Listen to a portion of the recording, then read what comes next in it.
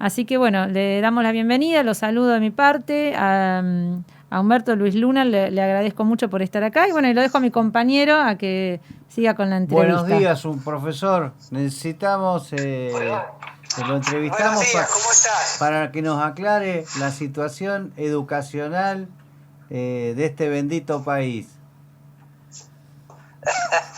Bueno, tema bastante complejo, complicado y complejo a la vez, ¿no? Porque, bueno, por empezar, el sistema educativo en Argentina, a nivel primario y secundario, está dividido en las distintas jurisdicciones que componen cada una de las provincias. Por otro lado, el sistema universitario, cada universidad está regida por una ley, por la Ley de Educación Superior, pero a su vez goza de autonomía en términos del ejercicio de lo que es la libre cátedra y demás, principios surgidos en la reforma del 18. Claro. Y que obviamente eso sigue siendo respetado hasta en las épocas más difíciles de la universidad. Esos principios se trataron de mantener y más hoy todavía, ¿no? Sí. O sea que tenemos una educación sarmientina, mitrista y rivadaviana, ¿no? Podemos afirmar, desde mucho tiempo se sostiene que la educación pública, que fue original la ley 1420, ¿no es cierto?, que hizo la educación pública, ¿no es cierto?, es básicamente sarmientina, pero también con un espíritu que pretendió brindarle igualdad. El término sarmientino sí estuvo en una concepción donde la educación para las primeras generaciones y fundamentalmente para las generaciones migrantes, recordando que aproximadamente el 40% de la población en el momento, principios del siglo XX, era migrante, era para que adquirieran, incorporaran básicamente los valores que pretendían que esos hijos de migrantes incorporaran en su vida como argentinos, ¿no es cierto? Y obviamente la construcción de la historia la hizo Bartolomé Mitre, ¿no es cierto? Y definió quiénes eran los héroes, quiénes no lo eran, y de alguna manera termina reflejándose en el nombre de las calles, de plazas y demás que hay en distintos lugares del país, ¿no? Adquirieron relevancia a distintos actores. Por ejemplo, más emblemático es el de Rivadavia, ¿no es cierto? Un acérrimo enemigo de San Martín, por un lado, que en vísperas de un aniversario, no recuerdo de la gesta de la independencia de Estados Unidos, creo que hubo un encuentro en Inglaterra, en la embajada de Estados Unidos, y en ese lugar el general San Martín lo retó a duelo a Rivadavia, que después fue convencido por quien luego sería su yerno, por su yerno, y por otro lado también por Monteagudo, otros que podemos llamar, como se decía en su momento, próceres de independencia, lo lograron convencer que ese hecho no se produjera, ¿no? Porque entendían que tenía que privilegiar los intereses de una nación argentina que recién comenzaba a dar sus primeros pasos y que necesitaba el reconocimiento internacional, ¿no es cierto? Bueno, esto es al futuro, que, por ejemplo, al futuro, Humberto, ¿cuál es tu visión? Sí. Tu visión al futuro de esta educación. No, la educación creo que ha ido también ayornándose a las épocas que nos toca vivir, ¿no es cierto? Creo que hay que mencionar algo que creo que también eso hay que valorizar de la educación argentina. Es el sistema público más importante de América Latina. Claro, ahí está. Exceptuando México, es el sistema más grande, el que tiene mayor cantidad de estudiantes, ¿no es cierto? Que allí sí, obviamente, el tema de educación universal y para todos y gratuita está presente, para todos los niveles, porque eso también tenemos que recordar que hace poco se celebró un nuevo aniversario de la educación superior gratuita instituida por el peronismo, creo que fue en el año 50, si mal no recuerdo, ¿no? Porque hasta ese momento la universidad pues llamada pública era paga, y allí en ese momento se hizo gratuita, lo cual... Donde el hijo del obrero iba a estudiar. Exactamente, donde permitió que se quintuplicara tranquilamente la cantidad de estudiantes en el quinquenio 1950, 55 aproximadamente, no tengo bien las fechas, pero pasara de 50.000 a 160.000 estudiantes. Una pregunta. Y también cuando hablo de complejidades, hay que recordar que la provincia de Buenos Aires es el distrito escolar más grande de América Latina. Te va a hacer una pregunta Macarena Alonso, Humberto. Sí. Bueno, Macarena, buenos días. Un gusto y agradezco la invitación a participar de la charla con ustedes, y una vez que pasemos la pandemia, me autoinvito, perdón, ¿no? ¿Sí? No, justo le iba a decir lo mismo, justo le iba a invitar.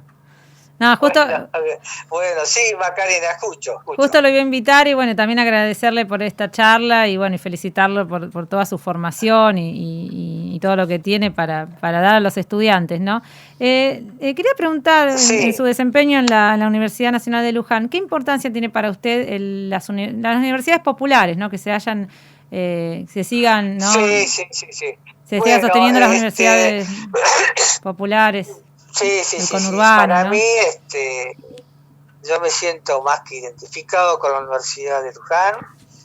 Creo que fue mi primer gran compromiso político el que asumí en la lucha contra el cierre y en la participación por su reapertura en el año 84, ¿no es cierto?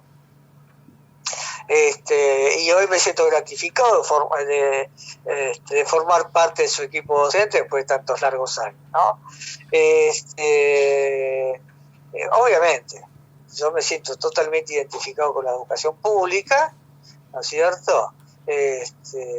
Yo creo que la educación pública, como decimos habitualmente, pública, gratuita, con una universidad cogobernada, donde también los estudiantes forman parte del gobierno de la universidad, ¿no es cierto? Lo cual, y el personal no docente, al que tampoco quiero soslayar, estoy refiriendo al personal administrativo, maestranza y demás, mantenimiento, que forman parte del gobierno de la universidad, ¿no es cierto? Los que nos pone a todos en una condición más de igualdad, ¿no? Para mí fundamental ha sido el desarrollo de la universidad. Yo creo que no hay que soslayar también el plan Tarquini de la década de los 70, donde nacen universidades como la de Luján, Loma de Zamora, Río Cuarto, por nombrar algunas de las que tengo en este momento presente, que fueron desconcentrando las universidades tradicionales, ¿no es cierto? Y después sí, con este nuevo periodo, el surgimiento de nuevas universidades en sectores populares, me estoy refiriendo a zonas donde el acceso a la educación pública era también muy difícil, como las universidades acá en nuestra zona. Universidad General Sarmiento, la Universidad de José Cepaz, la Universidad de Moreno, la Universidad de Hurlingham, la Universidad de San Martín, ¿no es cierto? Que por lo menos en el quórum urbano hay 10 universidades en la zona de lo que es cercano a acá, San Miguel, Polvorines, tenemos, ¿no es cierto? Aproximadamente 10 universidades públicas. Sí, qué importante para la inclusión. Se estima, pero por supuesto que sí. La inclusión es un papel. Sí. Yo por empezar, tuve la suerte de ser primera generación en mi familia bueno, ya soy un poquito más grande, ¿no? Pero es primera generación de acceder a la educación universitaria, ¿no? Haber gozado el privilegio de que mi padre, que hoy no está conmigo, me pudiera ver recibir el título universitario. Y además, otra cosa en mi vida como docente de la Universidad de Luján, la gran mayoría han sido de familias populares, claro, de primera generación de chicos que ingresan a la universidad, y además la universidad, creo que independientemente si terminan sus cursados o no, les da otra mirada respecto del mundo laboral y del mundo en general, ¿no? Lo cual creo que eso también a uno le permite, creo que va a sentirse relativamente satisfecho, creo que del trabajo que está realizando, ¿no? Y después obviamente la cantidad de profesionales que siendo de la zona, totalmente. hoy, Es otro compromiso.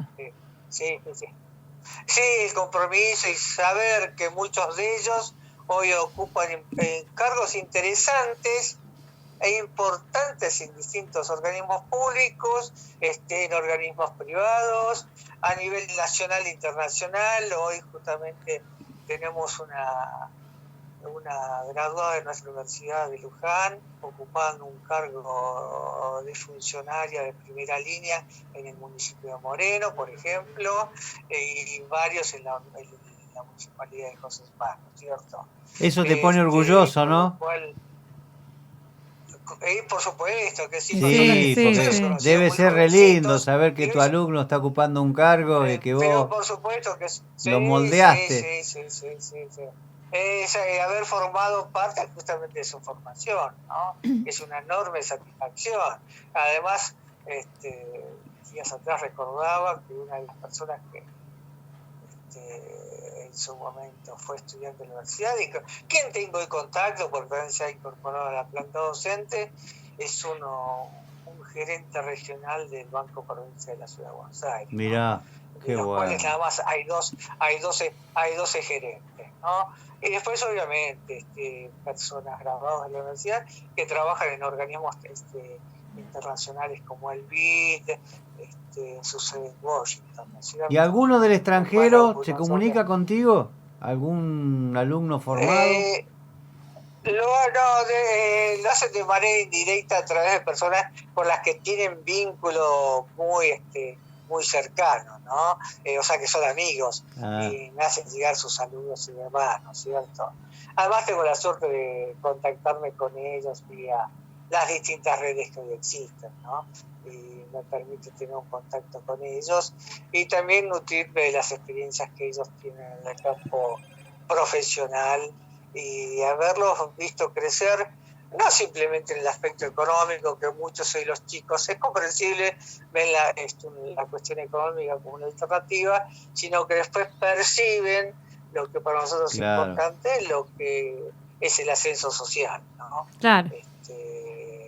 Esa enorme satisfacción del ascenso social y que no es simplemente tener una casita más grande, más linda, o un autito nuevo, más nuevo o menos nuevo, sino pasa porque ha permitido que sus padres trabajadores, obreros y demás se puedan sentir orgullosos de un hijo que se ha graduado en la universidad y en la universidad pública y relativamente cerca de su casa, ¿no? Sí, eso es verdad. De una enorme satisfacción y que la universidad pública, con todas las dificultades que podemos tener, seguimos manteniendo un determinado nivel de calidad que es reconocido, claro.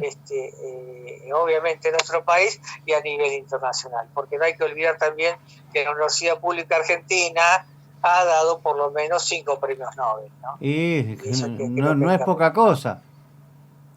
No es poca cosa, sí, en ese sentido la ciencia, la tecnología y la innovación en Argentina son obviamente reconocidos, ¿no? Y es lo que digo yo, Humberto, nosotros tenemos un capital humano que es de suma excelencia, lo que tenemos que motorizarlos para que este país crezca, produzca y sea generador de empleos de buena paga, ¿no?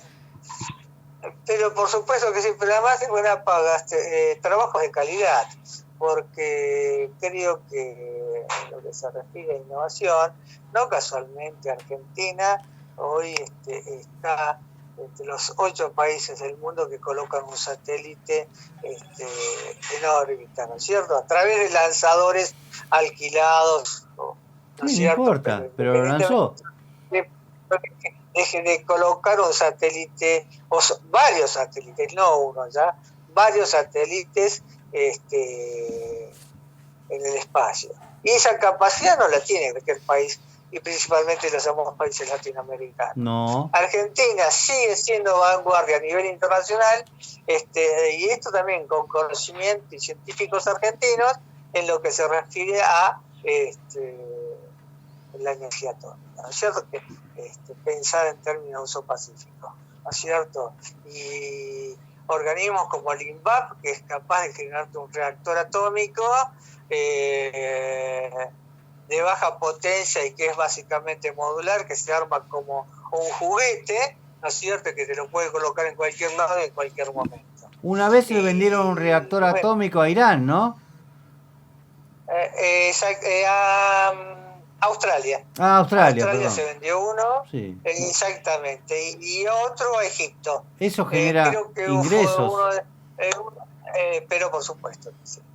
Yo creo que es importante a veces dejarle a la audiencia alguna idea.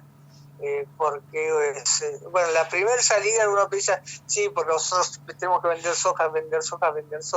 No. Y si uno compara cuánto cuesta una tonelada de soja respecto a lo que cuesta una tonelada de satélite, entonces uno toma dimensión de la importancia que tiene la ciencia, la tecnología y la innovación en Argentina. Claro.